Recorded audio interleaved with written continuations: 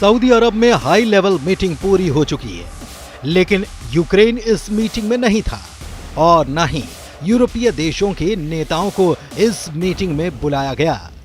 यानी कि मीटिंग हुई अमेरिका और रूस के प्रतिनिधियों के बीच। पहले खबर थी कि मीटिंग में पुतिन भी होंगे, ट्रंप भी होंगे, यूक्रेन के राष्ट्रपति वोलोदिमीर ज़ेलेंस्की भी होंगे, लेकिन तस्वीर तो कुछ अलग ही नजर आई। हाई लेवल मीटिंग का मकसद रूस और यूक्रेन के बीच चल रहे युद्ध को समाप्त कराना था, लेकिन फिर भी इस मीटिंग में यूक्रेन ही शामिल नहीं था। तो फिर इस मीटिंग में कौन कौन आया? मीटिंग में अमेरिका की तरफ से विदेश मंत्री मार्को रूबियो शामिल हुए। अमेरिका के ही एनएसए माइकल वॉट्स इसमें शामिल रहे, जबकि रूस की तरफ से विदेश मंत्री सरगेई लावरोव और पुतिन के विदेश नीति सलाहकार यूरी उशाकोव इसमें मौजूद रहे। मीटिंग में वॉशिंगटन से विशेष दूत विटकॉफ भी शामिल हुए, जो कि यूक्रेन और रूस दोनों के लिए चर्चा कर रहे थे। लेकिन सवाल ये कि यूक्रेन ही इस बैठक में शामिल क्यों नहीं है? क्या यूक्रेन की तरफ से बैठक के लिए किसी को भेजा ही नहीं गया? तो जवाब है नहीं, यूक्रेन को दरअसल बैठक में बुलाया ही नहीं गया।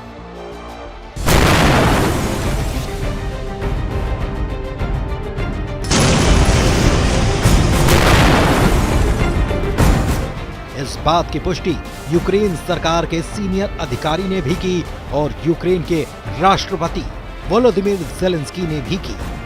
हैरानी की बात यह है कि मीटिंग में यूक्रेन शामिल होगा, ये बात अमेरिका के विशेष दूत कीथ केलॉग ने पहले से कही थी, लेकिन फिर भी यूक्रेन बैठक में नहीं था।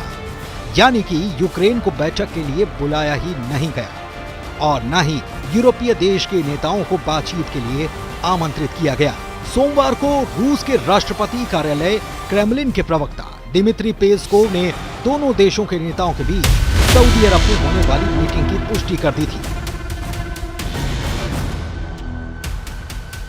लेकिन दूसरी तरफ फ्रांस में भी अचानक से एक मीटिंग बुला दी गई।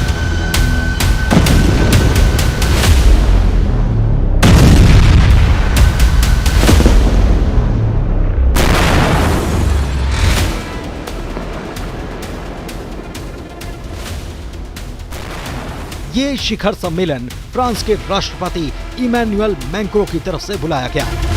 माना गया कि रूस और यूक्रेन के बीच जारी जंग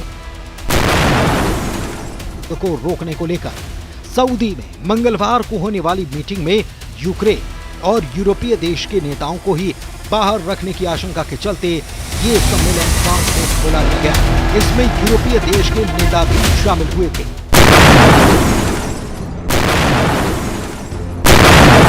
सबसे अहम बात यह कि सम्मेलन में फ्रांस ने वही बात दोहराई जो यूक्रेन के राष्ट्रपति ज़ेलेंस्की करते नजर आए। ज़ेलेंस्की कह चुके हैं कि यूक्रेन की सुरक्षा पर बात किए बगैर कुछ भी हल निकलना संभव नहीं।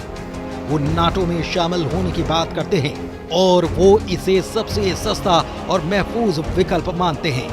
कहते हैं कि ऐसा करने से ही यूक्रेन सुरक्षित हो पाएगा। और कुछ यही बात फ्रांस के राष्ट्रपति इमैनुअल मैक्रों ने भी कही। मैक्रों ने न केवल शिखर सम्मेलन बुलाया, बल्कि यूरोपीय देशों को इसमें शामिल किया और दूसरी तरफ ट्रंप और पुतिन से भी फोन पर बात कर रहे। मैक्रों कहते हैं कि हम स्थायी शांति चाहते हैं और इसे हासिल करने के लिए रूस को अपनी आक्रामकता समाप्त करनी होगी।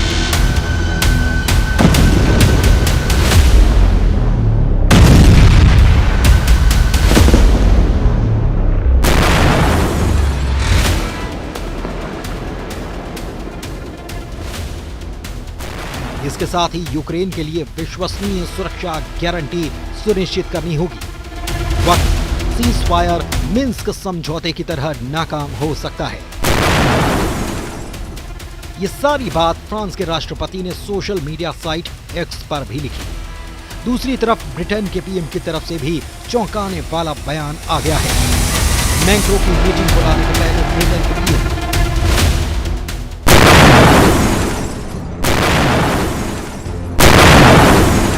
स्टारमर ने साफ कर दिया कि वो जंग के बीच यूक्रेन में सेना भेजने के लिए तैयार हैं और वो ये काम शांति समझौते के तहत यूक्रेन को सुरक्षा की गारंटी मिल पाए इसके लिए करेंगे।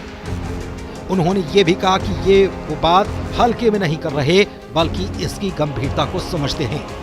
उन्हें अच्छी तरह से पता है कि इसमें ब्रिटिश सैनिकों को खतरा भी है। दरअसल अमेरिका खुद अपने आप को नाटो से अलग करने की बात कहता रहा है। खास तौर पर ट्रंप इसके पक्ष में कुछ ज्यादा है।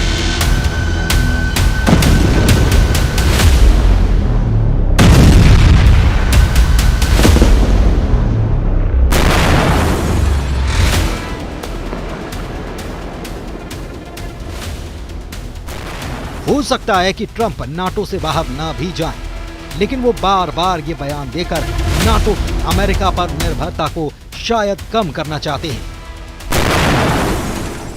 इसीलिए उन्होंने ये भी कहा था कि अब यूक्रेन की सुरक्षा के लिए यूरोपियन देशों को आगे आना चाहिए, ताकि अमेरिका दुनिया में दूसरी तरफ चल रही समस्याओं पर अपना फोकस कर पाए।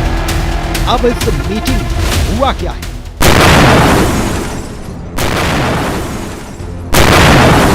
ये जानते हैं। तो सऊदी अरब में हुई मीटिंग में रूस की तरफ से कह दिया गया कि सिर्फ ये कहना काफी नहीं कि हम यूक्रेन को नाटो में शामिल नहीं करेंगे, क्योंकि साल 2008 में बुखारेस्ट में जो प्रतिज्ञा ली गई उसमें साफ कहा गया कि जॉर्जिया और यूक्रेन आखिरकार नाटो के सदस्य बनाए जाएंगे।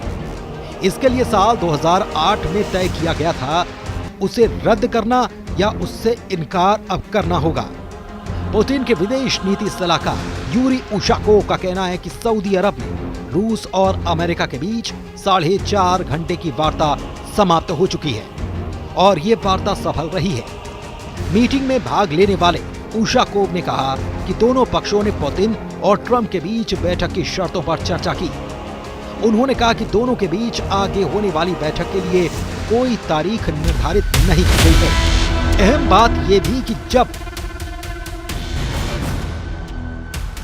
अमेरिका रूस वार्ता यूक्रेन के बिना सऊदी अरब में हो रही थी, उसी दौरान यूक्रेन के राष्ट्रपति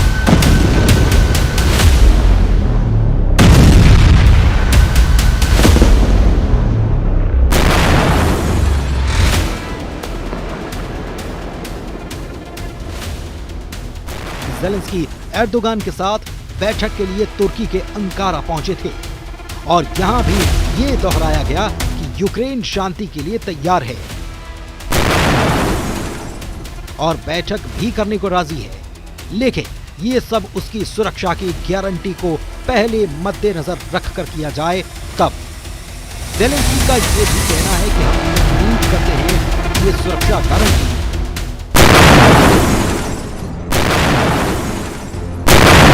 अमेरिका, यूरोपीय संघ, तुर्की और पूरे यूरोप के द्वारा प्रदान की जाएगी। हम किसी भी हाल में अपने अस्थायी रूप से कब्जे वाले क्षेत्रों को रूस के हिस्से के रूप में मान्यता नहीं देंगे, वे यूक्रेन का ही हिस्सा हैं।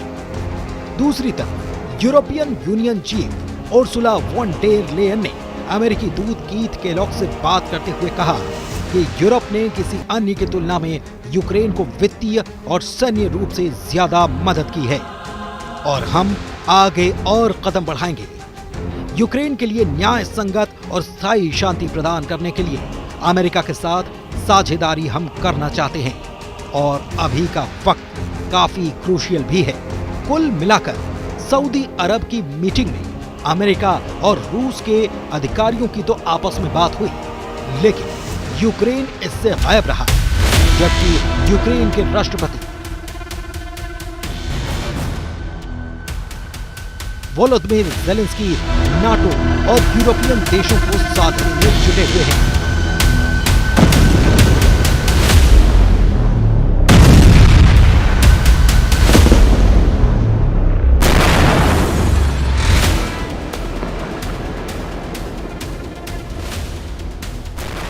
और उनकी लगातार हो रही यात्राएं इसी बात का सबूत है। ऐसे में ट्रंप क्या नाटो को साधने की कोशिश करेंगे या फिर उनके सामने एक नई आफत आन खड़ी हुई है, इस पर नजर बनी हुई है।